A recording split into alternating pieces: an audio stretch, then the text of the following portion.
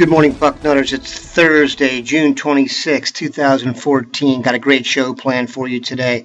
How many people will end up in Ohio State's class of 2015? It's not a number that I thought it would be, but we check in with the Dean of Midwest Recruiting, Bill Kurelic, to clue us in on how things might work. We're also going to take a look at how the group might look ratings-wise if the guys we expect to join the class do so shortly. We're going to take a look at the draft prospects for LaQuinton Ross and Aaron Kraft with the NBA draft just hours away, and take a look at what we got coming up on the site today here on the Bucknuts Morning 5. Well, just a few weeks ago, there was some concern about filling out the class of 2015. Now it looks like there may be a numbers crunch. We turn to the Dean of Midwest Recruiting, Bill Kurelic, for some clarification on that. In a local newspaper article, Urban Meyer was quoted as saying this will be a small Buckeye recruiting class, that it will be around 14 or 15 scholarships that he has available to give out this year.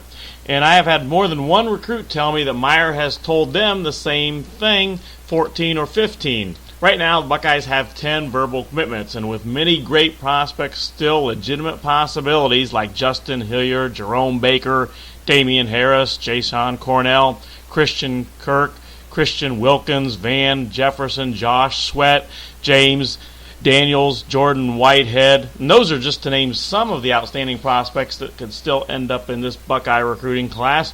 What is going to happen with only 14 or 15 scholarships? Well, I don't think Urban Meyer's lying about that, but I do think the class will end up being more than 14 or 15 when all is said and done. Simply, right now, if you look at things, that's about what the Buckeyes have to offer, 14 or 15 scholarships, but I don't think that's what it will be in the end. I think certainly there will be some attrition. There always is. That there will be prospects, or I should say players on the Ohio State roster that leave early for the NFL, for example. There could be medical red shirts. There could be transfers, certainly. I think in the end that it will be more than 15 in this Buckeye recruiting class, but I don't think it will be the 22, 23 that maybe it looked like it would be at one point. I think now, in the end, that this class will be more like 18 to 20, maybe 21 was all is said and done on National Signing Day, but certainly that is enough room for the Buckeyes to get in the great prospects that they still have a shot at landing and come up with another top recruiting class nationally when National Signing Day rolls around. Okay, had a little fun today with the class calculator, a very cool feature on 24/7 Sports where you can punch in prospects to who Ohio State already has in the mix, and you can figure out where they would rank should they get these guys. I put in the four what I believe to be realistic guys they have they're going after now: Justin Hilliard, Jason Cornell, Damian Harris, and Justin Hilliard. You add those guys to the class, and they have 230.79 points. That would put them 6th overall, right between Auburn and South Carolina. But they'd only have 13 recruits in the mix. All those other schools have 16 to 19.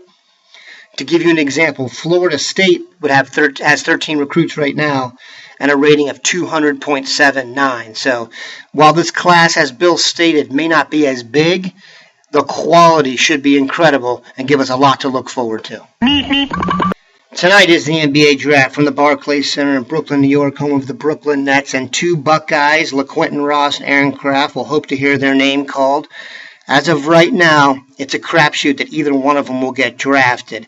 I do have a source with the Washington Wizards organization, and they did bring in LaQuinton Ross for a second workout. His ability to hit threes from the corners, and John Wall being their point guard. Wall is the point guard in the NBA that has the highest corner three creation rate. I guess that's where they figure they might have a spot for LaQuinton Ross, but I'm also told they feel like they can get an invite to him from camp even if he doesn't get drafted. So while tonight may not be a great night for Kraft and Ross, both will definitely get invited to an NBA camp, and it's just as easy to make an NBA team as a free agent than a late second-round pick, and sometimes it's a better way to go. So I have no doubt that those guys will get a chance to get into camp and earn their way. Let's just hope LaQuinton Ross gets in shape and Aaron gets sent to a place where he has an actual shot. Have a great day, Bucknutters.